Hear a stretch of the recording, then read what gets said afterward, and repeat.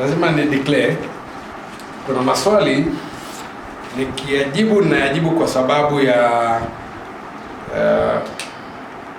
nafasi ya ushauri na nafasi ya ualimu, lakini kuna yanayonihusu moja kwa moja na kama makatibu wa mikoa. Nikisimama hapa msiniangalie mimi, angalieni makatibu wa mikoa wote wamekaa hapa. Kwa hiyo swali la mwisho ni swali linalotakiwa lijibiwe na kamati kuu, lakini nitatoa majibu ya ushauri. Naomba mnikubalie. Swali lako Bwana Paul. Bwana Godfrey Monyo ameuliza maswali 6. Na haya maswali yana thematical point moja. Ndicho ambacho nimefurahia maswali yake. Ni comprehensive, kwa hiyo thematical point yake ni moja. Umesema tulikuwa na siasa za maigizo. Maana yake ni nini? Dereva anapoendesha gari, nani anayeamua speed ya hilo gari? Si ni dereva. Abiria wana uwezo wa kukanyaga sakafu gari likaenda. Dosari ilikuwa na hatua za kisheria zilizochukuliwa, za kinidhamu zilizochukuliwa ni kumuondoa dereva ambaye alikuwa haangalii makorongo, haangalii matuta, haangalii road sign. Tunamweka dereva ambaye anaangalia hivyo vitu. Kiukweli hatutaingia ndani kuhusu kila kitu kilichojadiliwa. Hayo ni mambo ya ndani sana, na pengine niwahakikishie ndio sababu alikubali mwenyewe. Sasa ndugu yangu Monyo, sio siasa za maigizo. Tunagombea uchaguzi mkuu. Unagombea urais, unawagombea ubunge 156, sio? Tunawagombea udiwani in thousands. Uchaguzi unaibiwa wote, yani unaibiwa. Kabla hujaongea na katibu wa mkoa hata mmoja akueleze mkoani kwake nini kimetokea. Kabla hujaongea na mgombea ubunge hata mmoja akueleze kilichotokea kwenye ubunge wa jimbo lake. Kabla hujapewa taarifa ya mikoa ya kura zako mgombea urais. Watu wanalia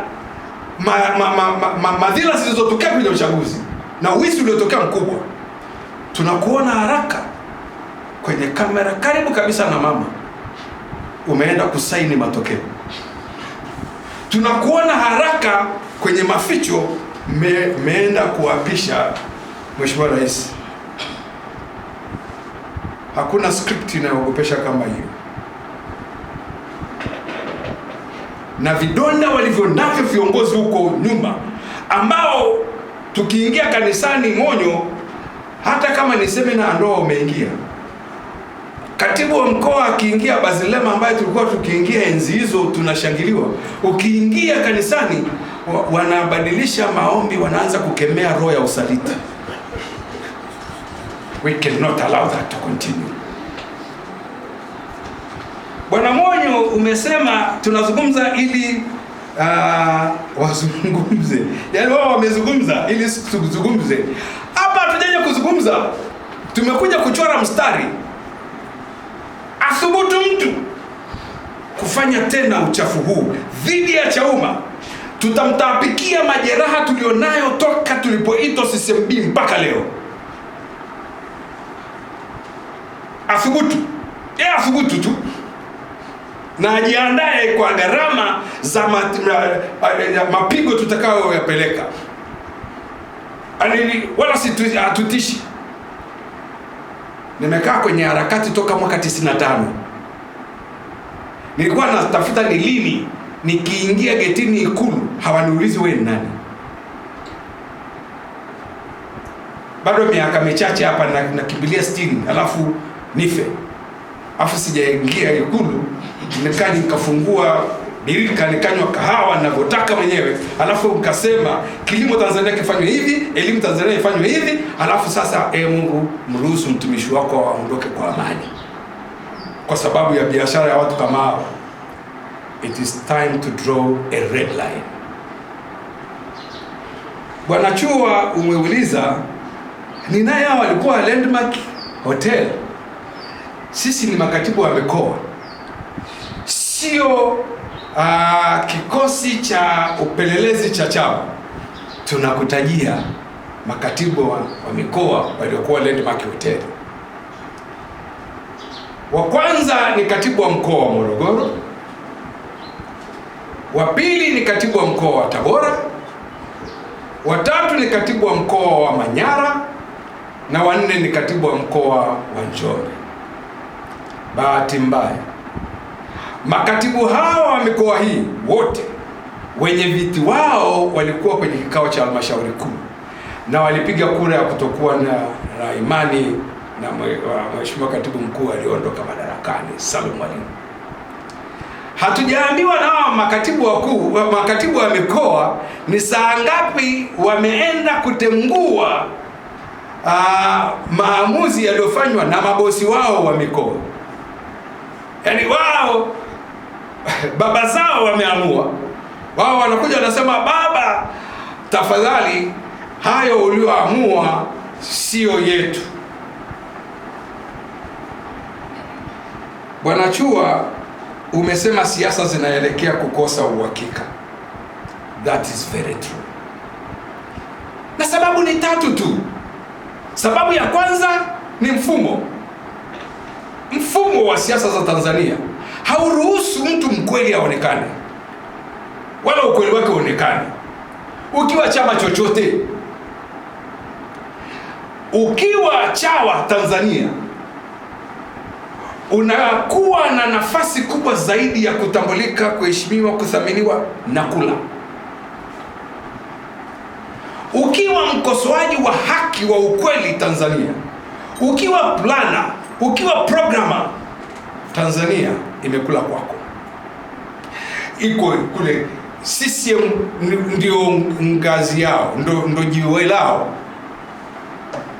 Na mama wa hizi siasa ni Chama cha Mapinduzi, na hiyo ndo sababu lazima ikiondoke. Vyama vya upinzani, bahati mbaya sana, itabidi tuandike hili somo.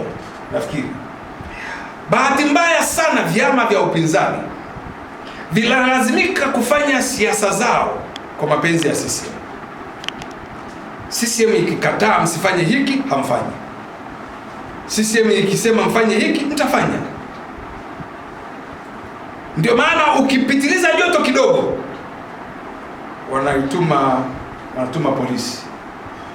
Uking'ang'ania, wanatuma magereza. Kila step wao wanajua jinsi ya kuzima joto lako. Humu ndani, ndugu yangu moyo, siasa zimejaa unafiki. Tumeamua tuchore mstari. Anayetaka kwenda na sisi aje, tutaenda naye. Hata tukibaki wachache sana, lakini kwa ajili ya Mungu na taifa la Tanzania tutaendelea, tutasonga mbele. Kuna ambao walikuwa wanafikiri juzi tulikuwa tunatania. Hatukuwa tunatania. Siasa za majina hatuzitaki tena. Tunataka siasa za vitendo. Umetuuliza gari iko wapi? Gari tumewashachukuaga. Ile ndugu yako wa Guardian hajaja. Nilimfafanulia baada ya kuona ile capture yake.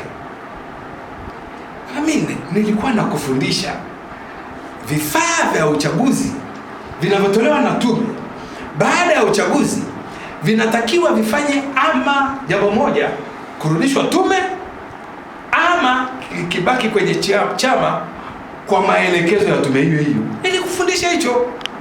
Sasa wewe umechukua kipande kwamba endapo kimebaki kwenye chama na tume haijaridhia, basi chama kijue. Vinginevyo mtu akibaki nacho yeye peke yake, huo ni ubadhirifu. Ndugu yangu akachukua hicho kipande peke yake akaondoka nacho. Hata klipu niliyohojiwa usiku hapa baada ya kikao cha halmashauri kuu, nilifafanua vizuri sana kuhusu sheria ya uchaguzi kuanzia mwaka 95 mpaka marekebisho ya 2024. Ya kwangu ni yapi na ya chama ni yapi? Ya kwangu sasa, umakini hapo, maana lazima mkumbuke mnaongea na mwalimu. Ya kwangu ni yote yanayohusu chama, utendaji wa makatibu wa mikoa. Image ya chama, kila nilichokisema kuhusu image ya chama, hata kama kamati kuu haijasema,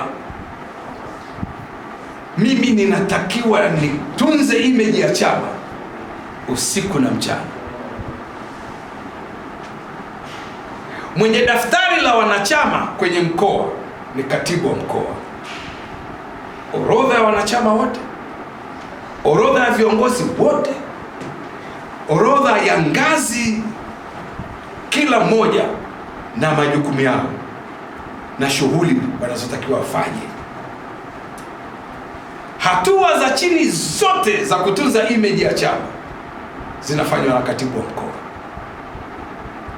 Kwa pale inakohusu image ya chama, kwa damu, kwa jasho na machozi, katibu wa mkoa lazima afanye. Ya chama ambayo Bwana Monyo umeyataka, ameuliza Power Lufunga ambaye anauliza kuhusu siasa ni kaa la moto kwa vyama vya siasa. Je, mtafanya nini? Hilo ndilo swali kubwa zaidi linalohusu chama. Fadhili wa Jambo TV, ingaje maiki yako imekaa chini, lakini ipo na nimetamka ili ijulikane ipo.